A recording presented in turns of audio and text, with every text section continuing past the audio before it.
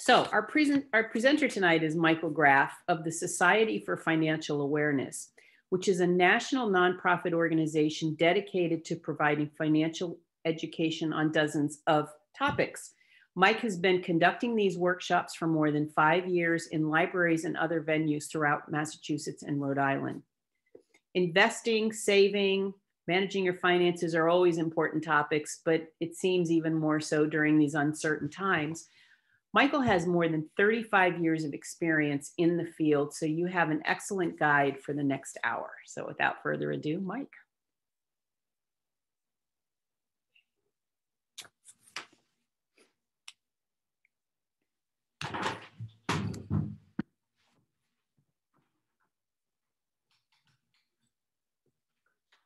That's better. There you go.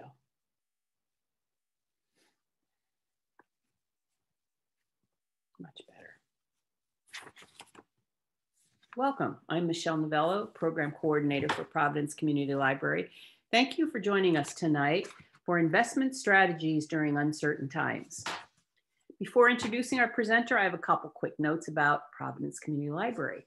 We've been offering a wide variety of virtual programs since March, including things like PCL reads, story times, gardening, history workshops, interactive theme-based bingo, and so much more. You can visit our website calendar or go to Eventbrite and look under Providence Community Library.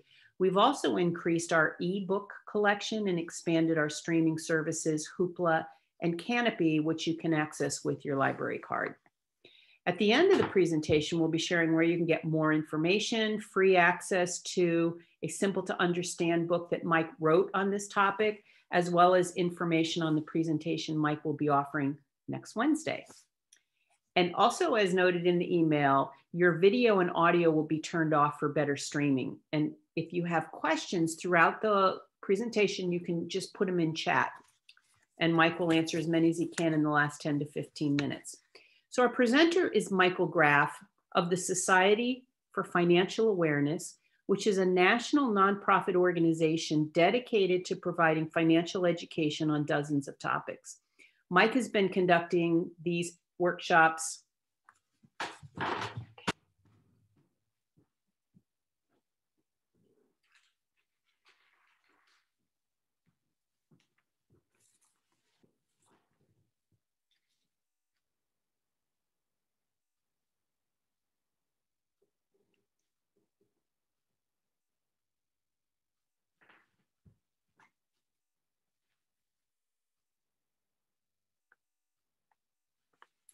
Investing, saving, and managing your finances are always important topics, but it feels even more crucial now in our still uncertain world. So Michael has more than 35 years of experience in this field, so you have an excellent guide for the next hour. So without further ado, here's Michael Graff.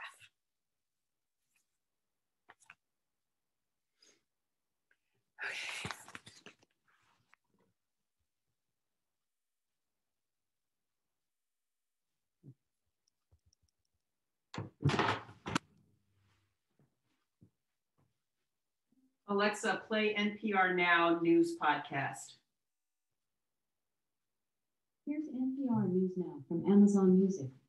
Playing the latest episode, NPR News, January 20th, 2021, 4 p.m. ET. Live from NPR News, I'm Lakshmi Singh. Joe Biden's just entered the White House for the first time as president. He and Vice President Kamala Harris took their oaths of office just a few hours ago on the very steps where the Trump-fueled mob staged an insurrection 2 weeks ago. Former presidents looked on. Donald Trump boycotted, but his vice president for the last 4 years was there. Here's NPR's Franco Ordonez. President Biden delivered a frank but optimistic inaugural address. He acknowledged he'll be judged for how he resolves the various crises of the era, from the pandemic to racial injustice. But he also spoke of the enduring strength of democracy. He said Americans must set their political differences aside. We must end this uncivil war that pits red against blue, rural versus urban, or rural versus urban, conservative versus liberal. We can do this. Time will tell whether Biden's message of unity holds. But he promised to work as hard for those who didn't support him as for those who did. Franco Ordonez, NPR News. The event was scaled down. Instead of that sea of people that would typically attend the inauguration, there were flags. But there was still some glitter with help from performers such as Lady Gaga and J-Lo. This land is your land. This land is mine.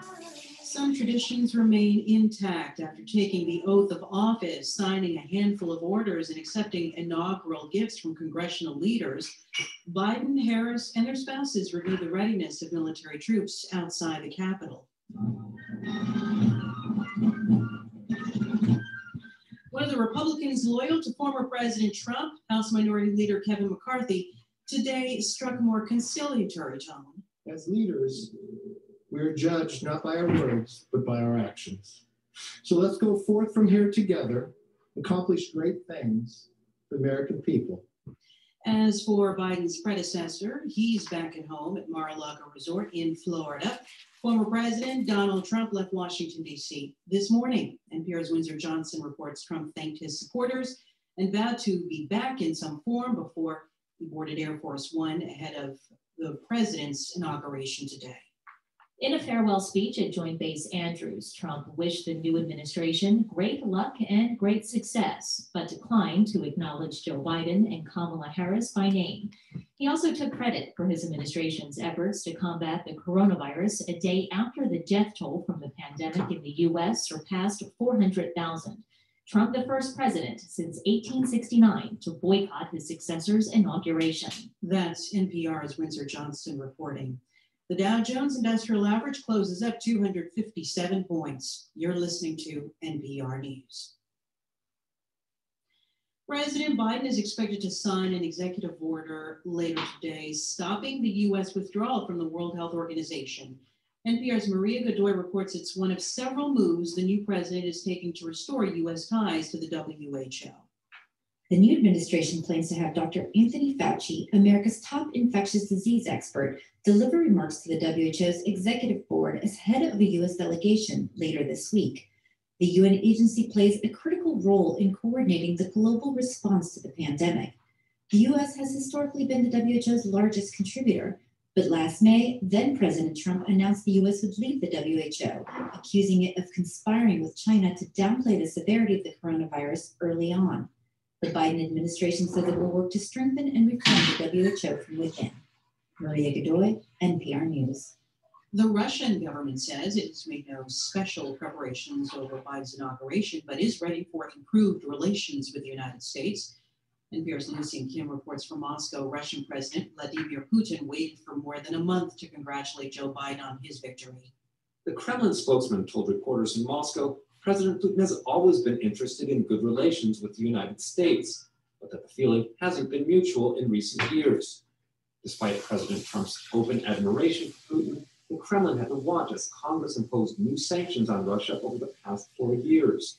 NPR's Lucy Kim reporting from Moscow.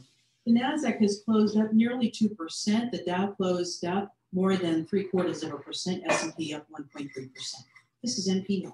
This message comes from NPR sponsor CyberReason. If you're a defender fighting cyber attacks, you must be successful every time. CyberReason is designed to reverse the attacker's advantage, ending cyber attacks from endpoints to everywhere. Learn more at cyberreason.com. Playing the latest episode, NPR News, January 20th, 2021, 5 p.m. ET. Live from NPR News, I'm Jack Spear.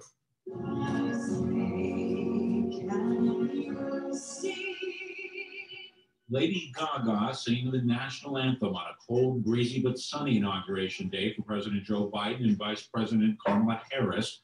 On a historic day in the nation's capital, Biden using his inaugural address, called for healing in a nation that has become even more bitterly divided over the past 4 years. My whole soul is in it. Today, on this January day, my whole soul is in this. Bringing America together, uniting our people, uniting our nation. And I ask every American to join me in this cause. 3 former presidents were on hand for today's inauguration, while one, outgoing President Donald Trump, was notably absent, having left Washington hours before Biden's swearing in. After a scaled down parade a short time ago down Pennsylvania Avenue, the first family is now in the White House. Security was tight with some 25,000 National Guard troops on the streets of D.C. following the storming of the Capitol 2 weeks ago by pro-Trump extremists. The nation's first ever youth poet laureate delivered a message calling for unity and togetherness at today's inauguration. More from NPR's Windsor Johnston. Amanda Gorman recited her poem, The Hill We Climb, a work she finished shortly after the attack on the U.S. Capitol building. We've seen a force that would shatter our nation rather than share it, would destroy our country if it meant delaying democracy. And this effort very nearly succeeded. But while democracy can be periodically delayed, it can never be permanently defeated. The recent Harvard graduate was named Poet Laureate of Los Angeles at the age of 16. At 22, Amanda Gorman is the youngest person to read a poem at an inauguration in modern history. Windsor Johnston, NPR News, Washington. A Connecticut man faces federal charges for allegedly attacking a police officer during the riot 2 weeks ago at the U.S. Capitol. NPR's Ryan Lucas has more on the case against Patrick McCaughey. Patrick McCaughey is charged in a criminal complaint with 4 counts, including assaulting D.C. Metropolitan Police Officer Daniel Hodges during the attack on the Capitol. Court papers say McCaughey was identified in videos from the January 6th insurrection by Trump supporters. An affidavit says McCaughey can be seen using a riot shield to push Officer Hodges and pin him against a door as another rioter rips off the policeman's gas mask. Federal investigators have opened more than 250 cases so far tied to the insurrection as they work around the clock to try to identify and charge those who took part in the violence. Ryan Lucas, NPR News, Washington. Stocks gained ground on Wall Street today. The Dow's up 257 points. The NASDAQ rose 260 points. You're listening to NPR.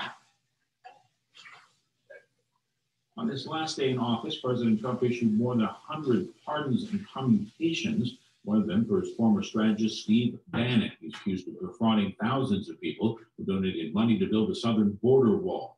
Trump also pardoned one of the parents involved in the massive college admissions cheating scandal. Member station GBH, Kirk Carapezza reports it was for his friend, Robert Zangrillo. Zangrillo was a Miami Beach developer who worked with Rick Singer, the admitted mastermind of the college admission scheme, to secure his daughter's admission to USC. Prosecutors say she posed as a competitive rower, and one of Singer's employees took her classes to improve her grades. Zangrillo had pleaded not guilty in Boston's federal court. And in a statement, the White House says his pardon had the backing of one of USC's trustees, who is denying any involvement. For NPR News, I'm Kirk Carapezza in Boston. The Canadian company behind the controversial XL pipeline project says it has stopped work on the project at what's expected to be a revoking of the company's permit by President Biden. Biden indicating he plans to revoke that permit on day 1 of his administration. The 1,700-mile pipeline would carry roughly 800,000 barrels of oil a day from Canada's oil sands in Alberta to refineries on the Texas Gulf Coast. Where the project has faced repeated setbacks, the company behind the pipeline says it will review its options, but said the project is being suspended. Crude oil futures prices posted modest gains today. Oil ending the session up 30 cents a barrel. It closed at 53.28 a barrel on the New York Mercantile Exchange. Alexa off.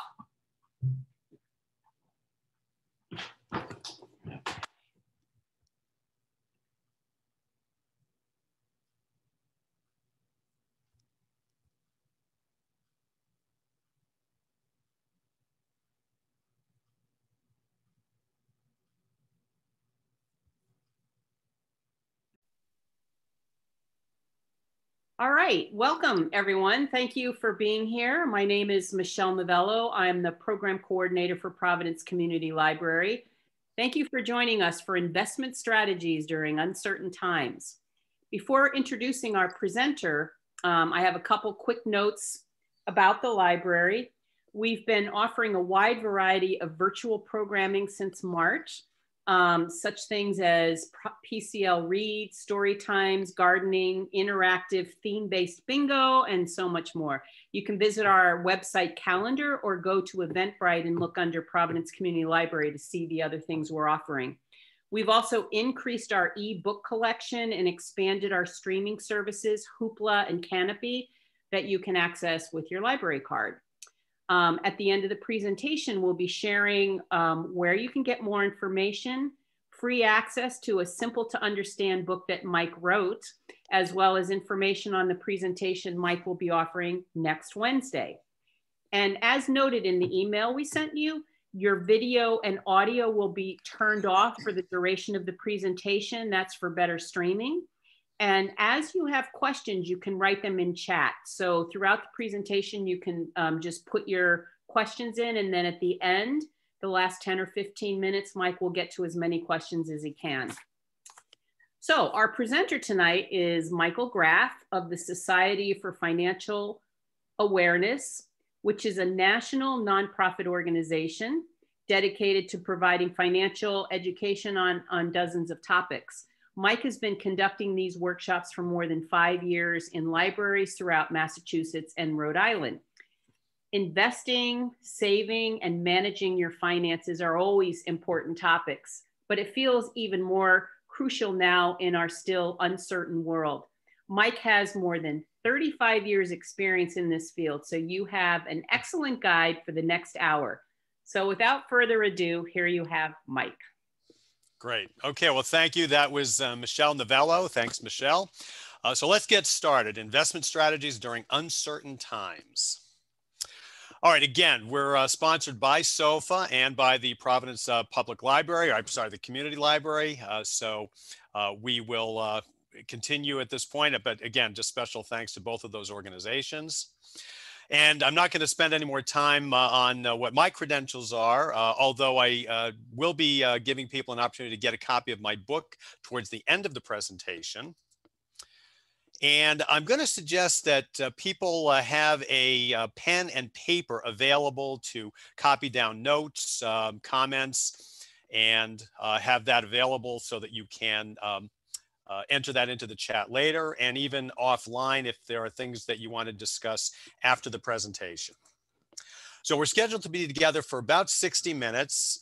So that is enough time for me to hopefully help you to establish a decent foundation of information from which you can begin the process to put together or even amend an investment strategy that you already have. Again, 60 minutes is a good amount of time to do some basic work, but you will obviously want to continue that after the presentation. So again, my goal is to help you with some preliminary information and answer your questions.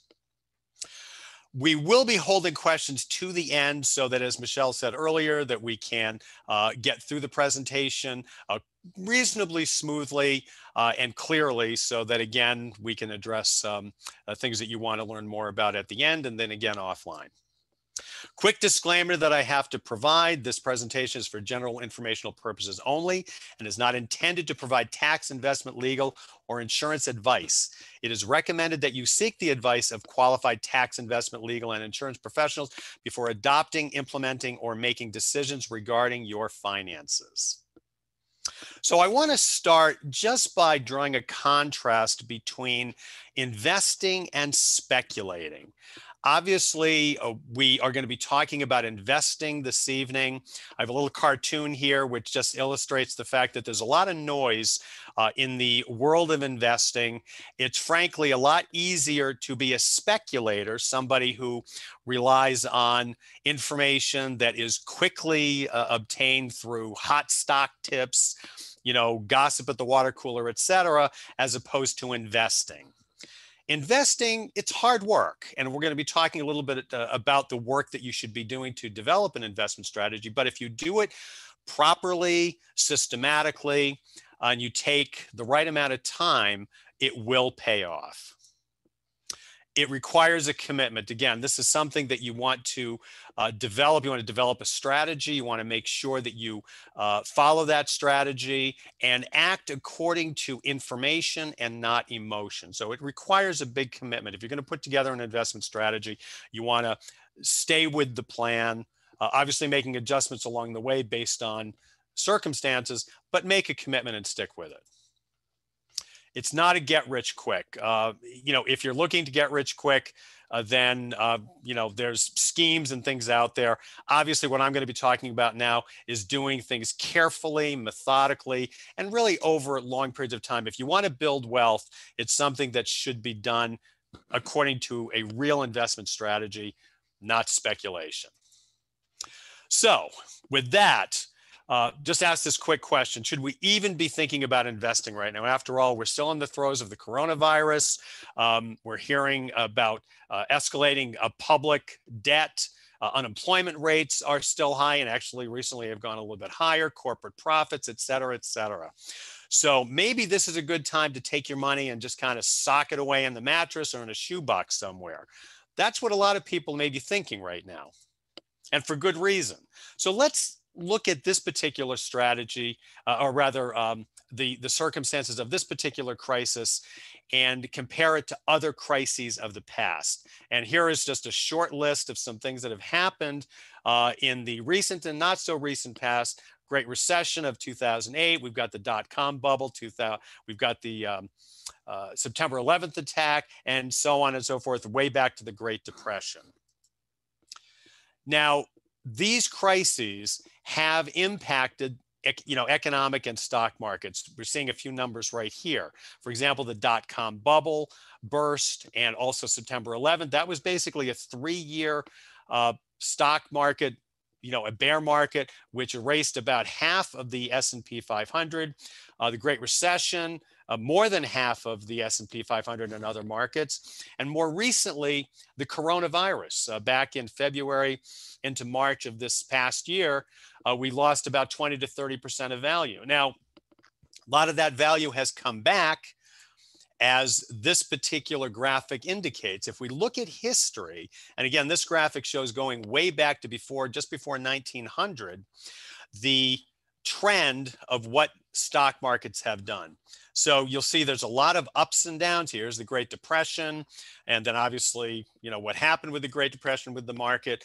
And you'll see that there are a lot of peaks and valleys, but the trend line has always been up. So if markets typically recover from bad times, as we've just been discussing, then should we be investing?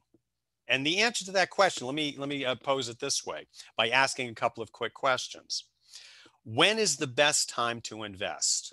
The answer to that is yesterday. When is the second best time to invest? The answer to that is today.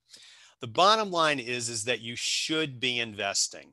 Now is obviously a very scary time to be putting money in any of the asset classes, including the stock market. But history does indicate that over long periods of time, investing is a sound way to grow wealth. So if investing is the right thing to be doing in spite of the uncertain times in which we find ourselves, then how do you develop an investment strategy that you can be reasonably confident will produce good results? So let's actually start by looking at what a good investor is.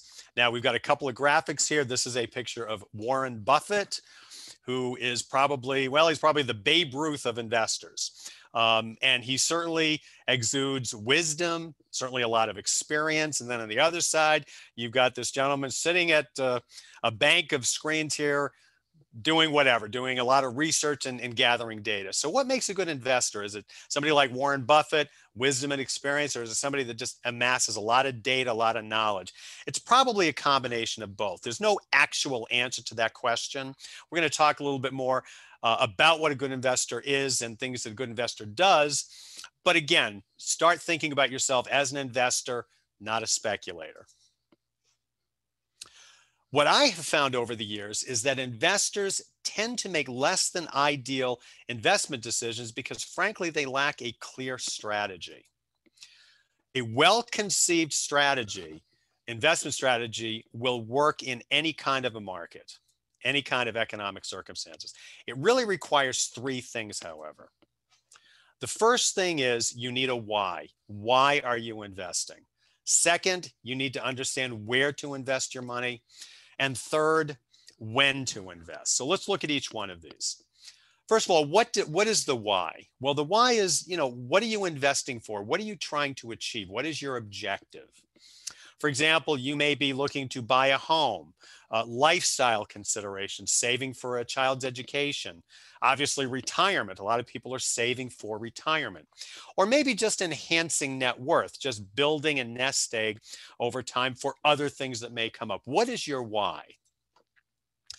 Having a clearly defined goal or goals, understanding the amounts you need in order to achieve that goal or those goals, the time frames within which you will be saving money, and then how will you do ongoing reviews to track your progress. All of these considerations are part of what makes up your why. Why are you investing?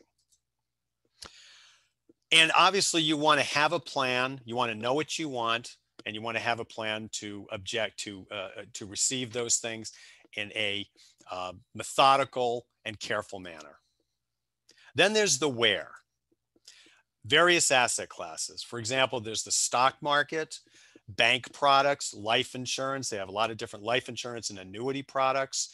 Real estate is a good place to invest, doing it the right way. Bonds, precious metals, gold, silver, things like that. You're hearing a lot more about those things in the news.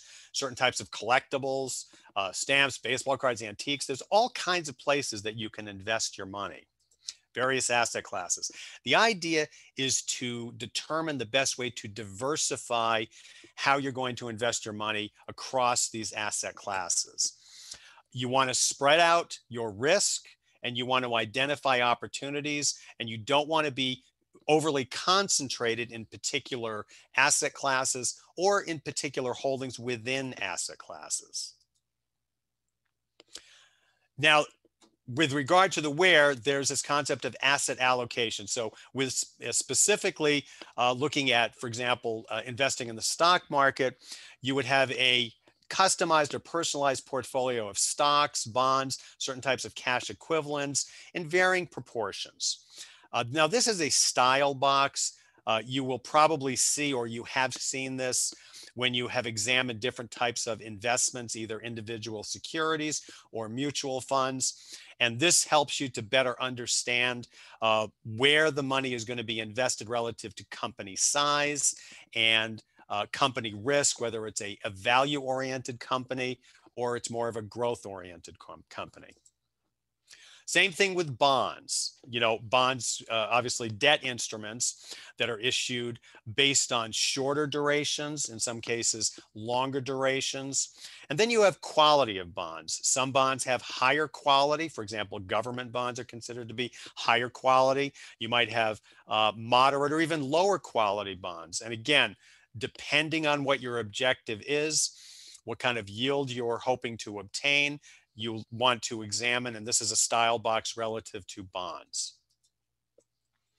Then there are stock market sectors. There are 11 different sectors, and what these sectors are, they are a collection, if you will, of different types of securities or companies that have something in common. Typically, they're in similar or the same industries. So when you're looking at sectors, what you're really looking at is what are some of the trends in the economy that are helping to drive gains in certain sectors. Now, as you'll see, going back 5 years, certain sectors will perform differently in different years, depending on what's going on in the economy. So if you look at this particular grid right here, now the energy sector, for example, in 2016, it was the top performer. But you'll notice in 2017, it was actually the bottom performer. So exactly what happened between 16 and 17, we're not going to get into that right now. But again, different sectors will perform differently given different years, different circumstances. Here's another example right here. The financial sector did very well in 2019. However, in 2020, the financial sector made up of bank stocks, for example, did not fare as well. So it's important to understand stock market sectors and understand how your particular investments might be diversified or allocated across certain sectors. And that's important in terms of understanding trends. So for example, what trends are shaping how we live and how we conduct ourselves as consumers. So some of the trends right now that are driving certain investments are, for example, electric vehicles, energy storage, digital payments is another one. Retail consumers. I know that years ago, 5 years ago, 10 years ago, I was the type of person that I would not buy something online. I would get in the car and drive to a store and I would buy what I needed. Now I use online shopping options all the time, the Amazons and other companies. And frankly, in some ways, I prefer that now. So again, what's happening in different sectors, how people are consuming the different products and services that they need, and then look at that relative to some of the investment opportunities that are available to you. So understand sectors, understand trends, and that'll help as you begin to shape your investment strategy. And then there's the when. So this really speaks to how much to invest and the frequency of how you will be adding to your investments. So it really goes to affordability. How much can you afford to consistently invest? One of the rules that I talk to people about is that they should be investing between 5 and 15% of their gross income. If you can do that consistently over a long period of time, even a short period of time, then you will begin to build wealth, and eventually it will be substantial wealth. But it's important to try to do that consistently in escalating or growing amounts over time. Again, that's really the key to building wealth long term. And then think about how much is needed incrementally to achieve particular objectives that you've set for yourself.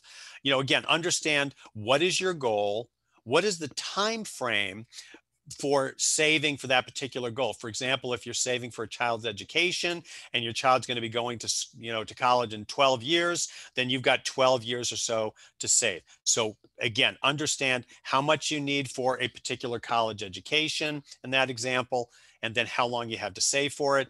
Think about what the anticipated rate of return might be. Again, you'll need to carefully consider that, not be overly optimistic on that, but have an idea of what your particular investments might be able to achieve over time. And then figure out the incremental amount that you need to be saving, again, on a consistent basis. Now, there's a concept called compound interest, which certainly is worth mentioning. Essentially, what happens is that on compound interest, you are receiving interest or gains upon gains that you've already received. So you receive gains, you reinvest those, and then they grow and you receive gains upon gains.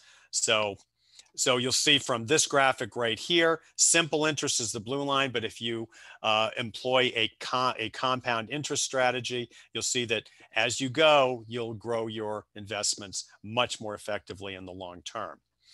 And noteworthy is that Albert Einstein, we all know who he is or was, he actually considered or said that compound interest is the greatest force in the universe, which I thought was interesting just by virtue of the fact that this guy was working with things that, obviously were very powerful in the universe, and he thought compound interest was the most powerful. And then there's dollar cost averaging. This is also a very important concept. What you want to think about is when to invest. Now, I have people that look at the stock market and think, well, the market's up, I shouldn't invest now, I should wait for the market to drop, and then I'll start investing. Really, the best strategy is not to worry about where a particular investment is or the timing of that. It's really a matter of just begin investing, put money in monthly or in some increment so that over time it will average out. You'll be investing during markets that are down, you'll be investing during markets that are up, and it'll average out over time. And again, you'll build wealth much more efficiently, much more effectively. Very critical investing concept: time in the market versus timing the market. So what that refers to is this: time in the market is a strategy of simply buying and holding investments regardless of what market and economic trends are. Timing the market is about trying to time investment decisions based on when markets are up and when markets are down. So which timing strategy is best? Well, the results of research done by this one company called Dalbar, and I look at some of their research on a pretty regular basis. They study investor behavior, and they provide analysis on, in this particular case, market returns. And they consistently show that the average investor earns below average market returns. The reason for that is, for example, for the 20-year period ending in 2015, the S&P 500 averaged annually almost 10%, obviously a great rate of return. But the average equity investor only achieved about half of that.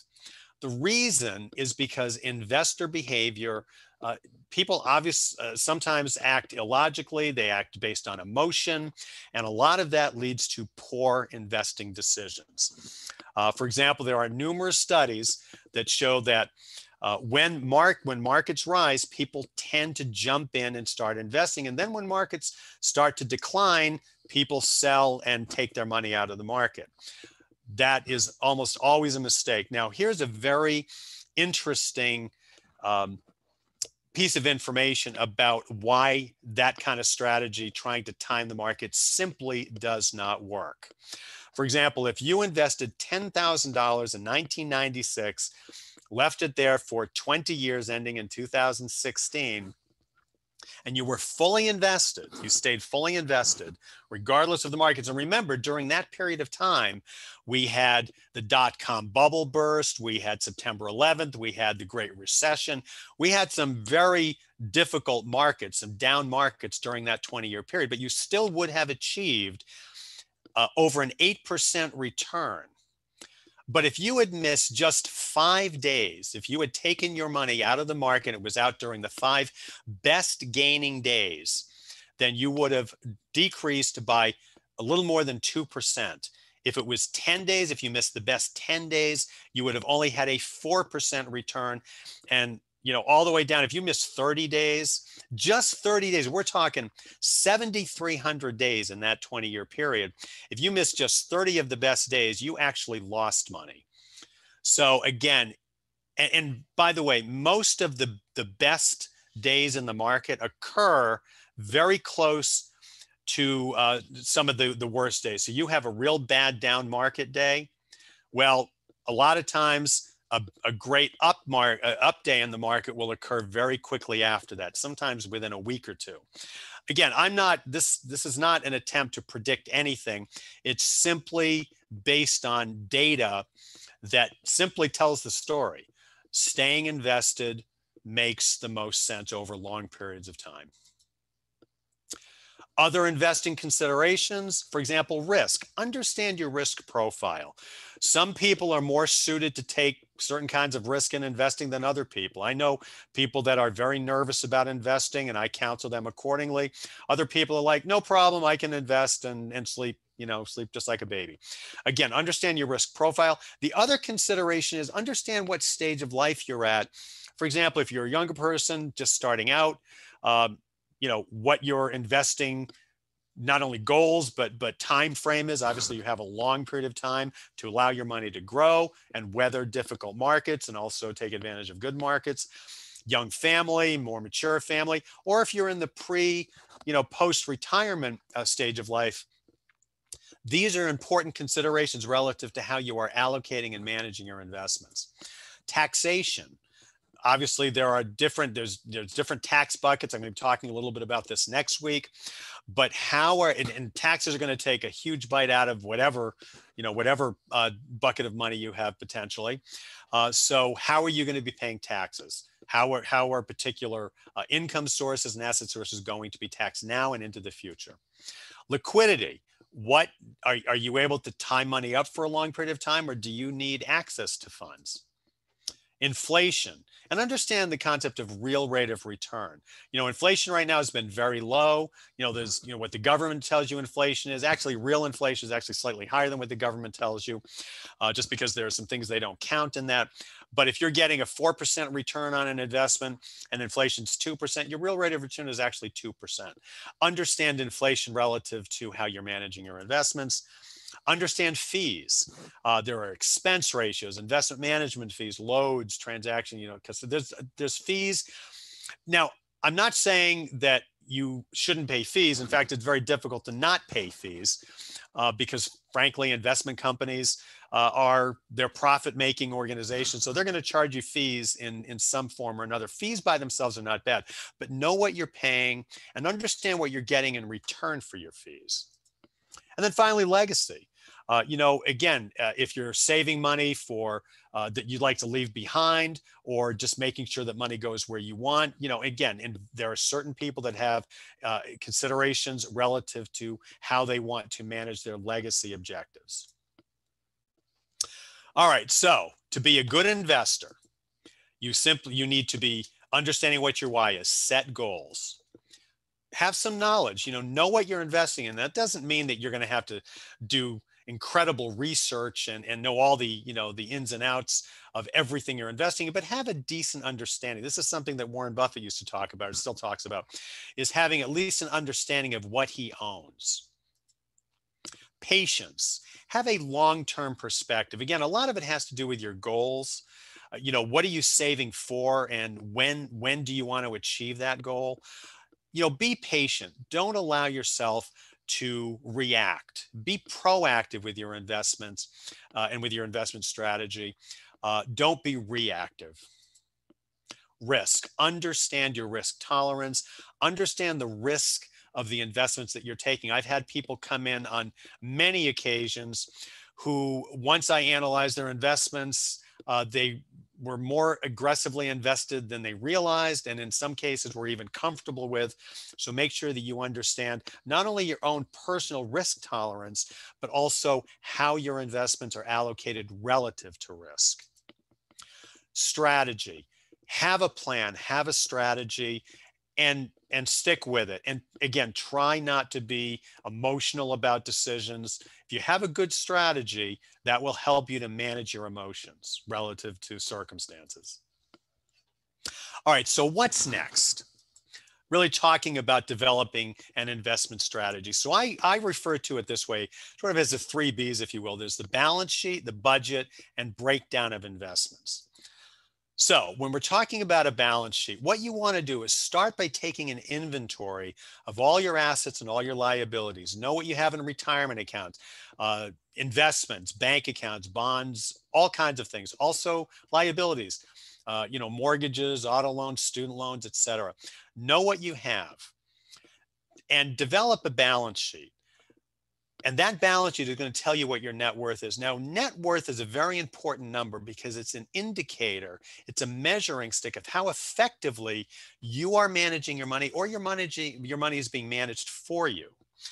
So net worth over time, if you're doing a good job with your money, it should go up in value, or your net worth should escalate over time. So you want to know what your net worth is. You want to track it over time so that, it helps you to better understand how effectively your money is being managed. Know what you have, know where it is, and know how much it's all worth. This is a basic balance sheet perspective here. One of the things that I do for people that I work with is they develop a balance sheet right up front. You don't make financial or investment decisions until you know what your balance sheet is, know what your net worth is. I have forms available, or you can download forms from the internet. Again, develop a balance sheet, know what your net worth is. Budget. This step is really about knowing how much you're spending. And this really goes to knowing how much you can comfortably invest on a consistent basis. Understand the basic categories where you're spending money: housing, groceries, transportation, healthcare, and then discretionary items. Know where you're spending your money and know how much you're spending. That, again, will help you to develop a strategy where you can consistently save. And again, just understanding at the end of the month how much money you have available and where you can invest it, what various asset classes your investment strategy will allow you and encourage you to invest in. And again, we have different forms available. And again, there's different, these are some of the different software packages that are available to help with that. And then there's breaking down investments. So if you already have money invested, next step is to analyze that, analyze your investments, know how they're performing against relevant benchmarks, know what fees you are paying and what you're receiving in return for those fees. Again, taxation of investments, both at distribution at the time you take your money or need to take your money, and how it will be taxed, say, as part of your estate. You know, and then know what your current asset allocation is relative to risk. And again, there's different ways. There's performance, fund expenses, stress testing.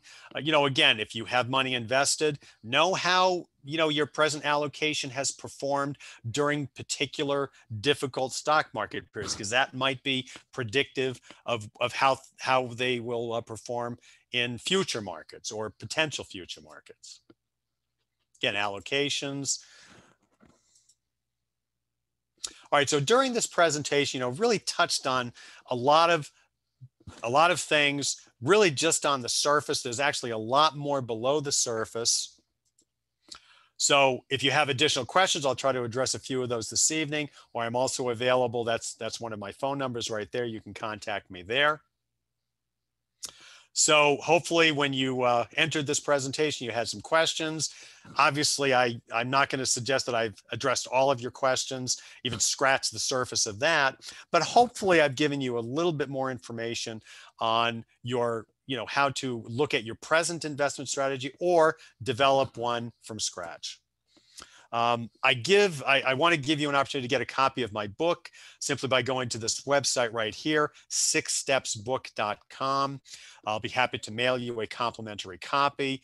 This really, it really talks about the 6 steps people should be utilizing in order to develop a plan for retirement. And all, but frankly, these steps work very well for people at younger stages of life.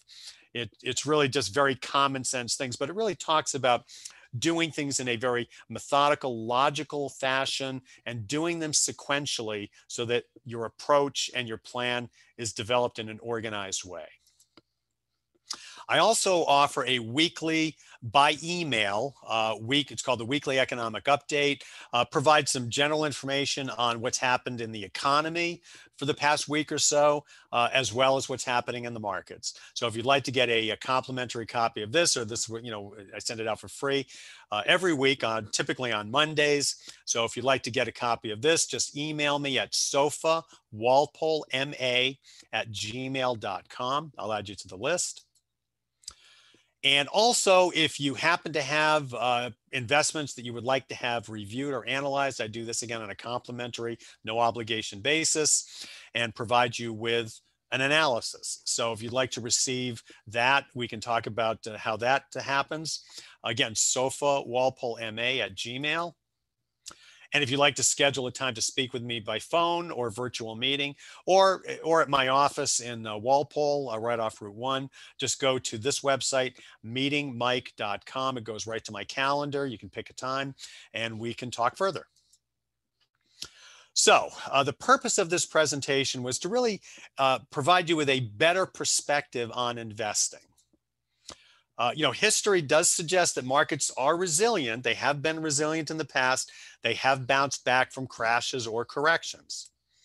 Now, this is not a prediction that that's always going to happen. That's all, you know, that's always the way things are going to go. But by being proactive and taking certain actions that I suggest and other advisors will suggest, you can put yourself in a good position to really develop a strategy so that you can properly evaluate your options and opportunities and take advantage of them and protect yourself as well. Your objective must be to develop a goal-oriented investment strategy with consistent contributions over a long term, you know, have a long-term perspective. You can invest successfully no matter what's going on in the market, including today's market. You know, today's economy and you know, today's stock market, although the stock market's obviously been great for reasons that we can discuss offline. A lot of people are wondering about that, why the stock market's been so good. But regardless, you can be successful in any kind of economy, any kind of stock market. So that concludes the presentation. Again, thank you. And anybody that wants to hang around and view questions, I'm going to go to the chat box now. Hold on. Okay. All right, so I have a question here from Heidi. Where might one find comparative information about management of different funds and companies, for example, Fidelity versus TIAA Craft? Well, there's any number of sites. I mean, it depends on what you're looking for. If you're just looking for general information on particular companies, then you can certainly go to each of their websites. Morningstar is going to be a good source of information for example, just evaluating different investments. But you know, there are a number of different sites that will do that, primarily looking at the individual sites, you know, to really evaluate that, and then looking at the different investments. Another question here: is there a minimum investment capital that you consider to become a plan? Well, in other words, okay, what are your opinions? Notions that the stock market is overvalued. Okay. Well, as far as minimum investment capital, I mean, if you're asking, you know, I mean, I work with people, you know, really, I don't have a minimum myself, because I do a lot of planning as well as investment management. So even if somebody comes to me and they don't have any money, I can still work with them on a planning basis.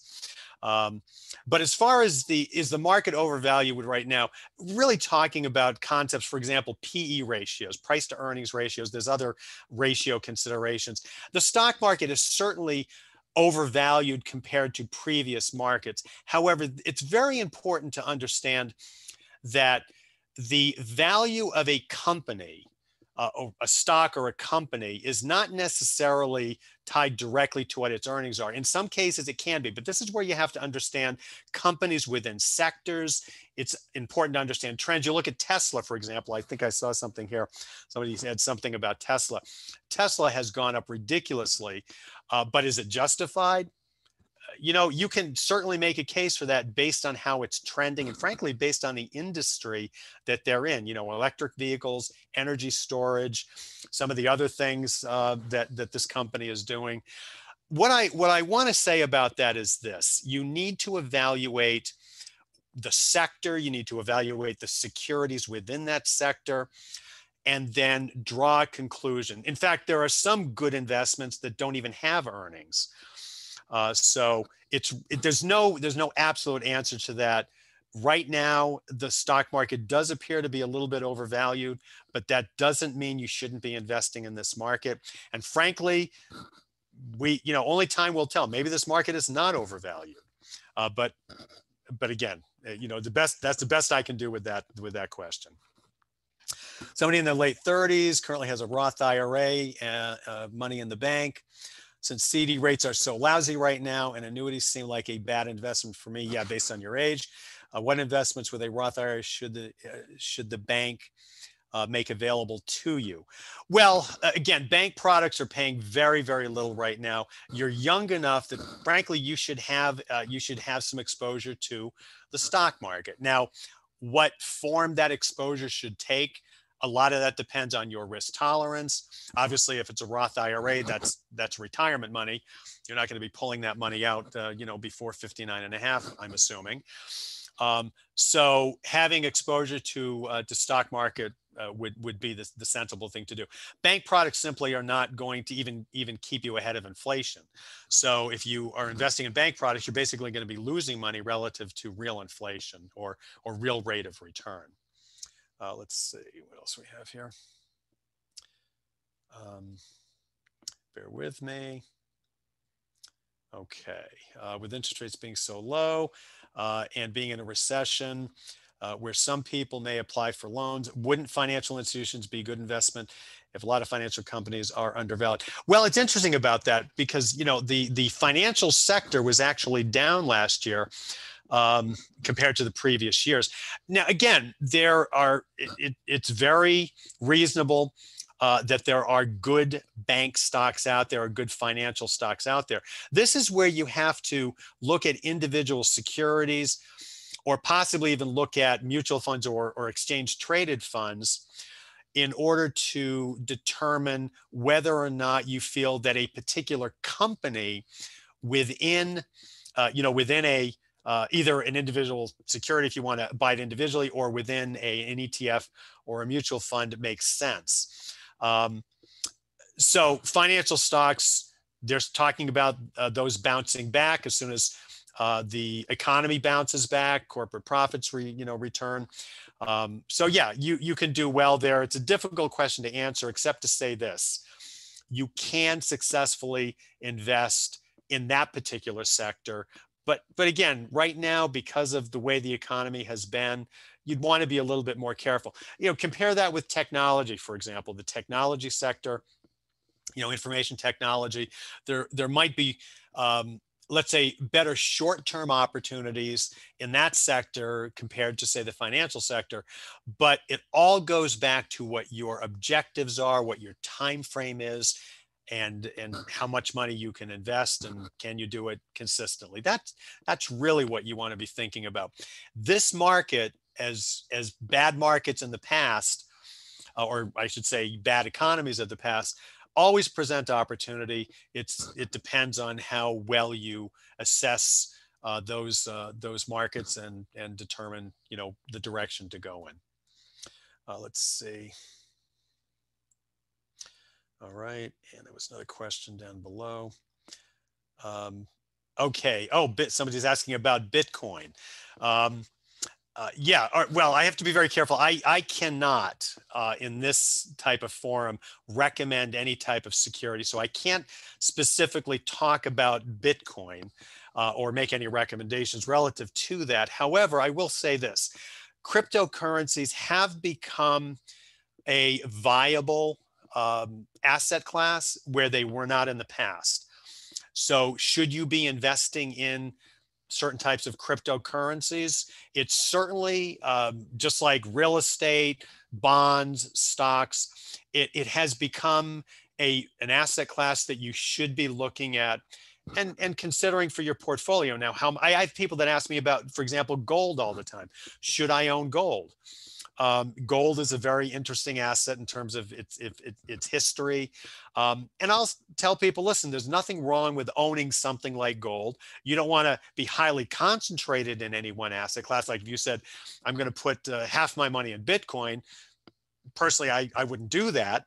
But if you want to own some, it's an asset class.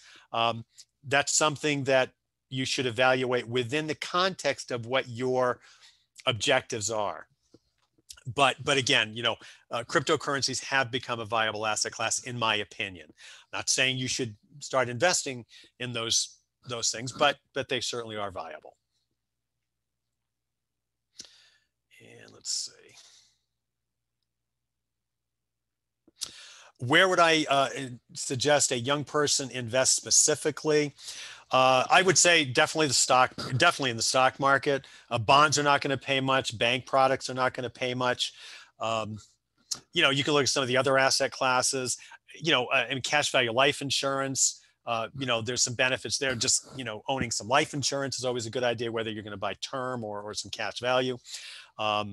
So as a young person, I would start with the stock market and look at ways to develop a stock market investment strategy that matches your risk tolerance, your goals, et cetera. Now, within the stock market, again, there's individual stocks, there's mutual funds, there's ETFs or exchange traded funds. What you want to do is sit down with somebody and talk about your goals, talk about how much you feel you can afford. And this goes back to really the 3 B's. It's having your balance sheet set up so you know what you have, where it is, what it's all worth.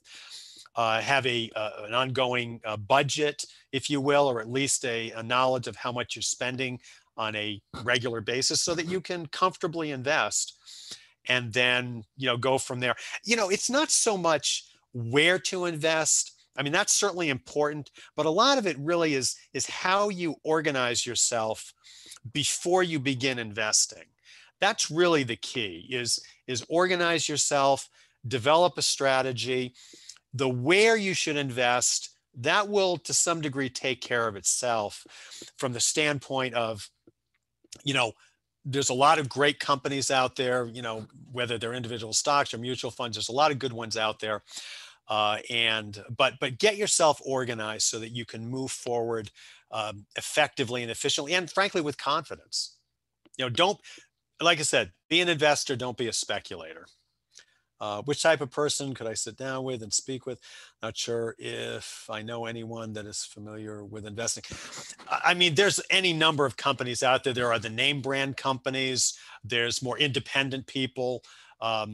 So a lot of it really depends on your geographic location, but and talk to friends and family, people that have had good experiences with mutual fund companies, with particular investment companies, investment advisors. Take some direction that way. There's a lot of really good people out there.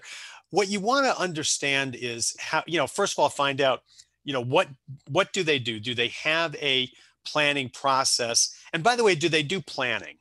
If you're looking for somebody that's just going to recommend investments, that's fine. But again, that sort of puts you in the category of being more of a speculator. Investors have a more organized approach to investing.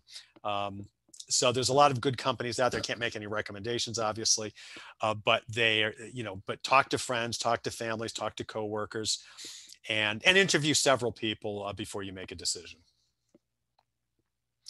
Let's see if I have any other. I think I have. Okay. I think I'm from Chicago. Longtime fan of Morningstar. Is Chicago based? Okay, good. Yeah. I mean, Morningstar. I mean, you really can't beat Morningstar. They've got tremendous information. I get regular information from Morningstar through a subscription. So I can certainly speak highly of that. I think. Let's see. Interest rates. Okay.